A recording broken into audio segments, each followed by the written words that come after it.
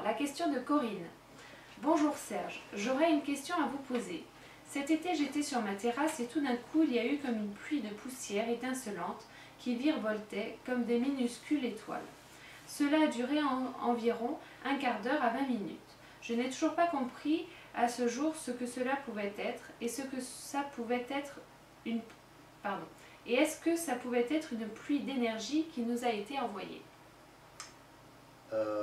Non.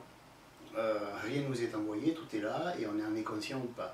Alors, ce qui a été vu par Corinne, donc, c'est uniquement une des choses que l'on peut trouver dans le plan éthérique. Le plan éthérique est constitué de 4 sous-plans. Hein.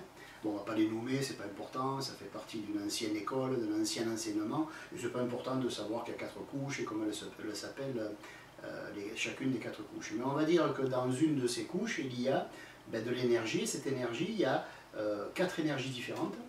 Une de ces énergies apparaissent à la vue éthérique sous forme de petites, on va dire de petites étoiles lumineuses qui ont la couleur du vif argent ou du silver, comme j'aime bien dire. C'est l'un des rares mots en anglais qui me plaît. Donc c'est la couleur du mercure, on va dire. Hein, voilà.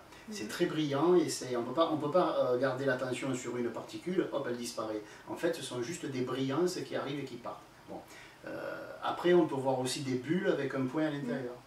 Après, on peut voir aussi des espèces de serpentins comme ça. Beaucoup de gens pensent que c'est dû à quelque chose qui est sur l'œil. Non, non, c'est dans l'air. Et ces serpentins veulent dire quelque chose de bien précis. Et après, on voit des espèces d'ondes.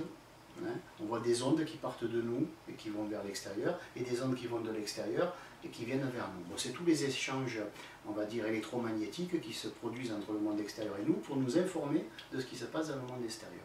Bon, il y en a qui parleront d'atomes rosés, il y en a ceux qui ont un enseignement qui est très ancien, il y en a qui parleront de prana. Il faut savoir que ces particules qui sont en train de pétiller dans l'atmosphère sont en rapport avec une des 2 polarités du prana, justement. Voilà. Bon, après, c'est tellement riche le plan éthérique, il y a tellement de choses, mais on va dire que pour nous, même si on a la vision éthérique un petit peu développée, c'est rare qu'on voit plus que ces 4 choses que je viens de citer. Mais en fait, il n'y a rien de spécial, c'est pas une pluie d'énergie, c'est pas, même si c'est mignon de l'avoir pensé, vaut mieux penser ça que de penser du mal. Mais je veux dire par là que non, je suis désolé, c'est pas spécifique à l'individu. Par contre, ce qui est intéressant, c'est que la personne qui a vu ça, donc Corinne, s'est placée dans l'état d'esprit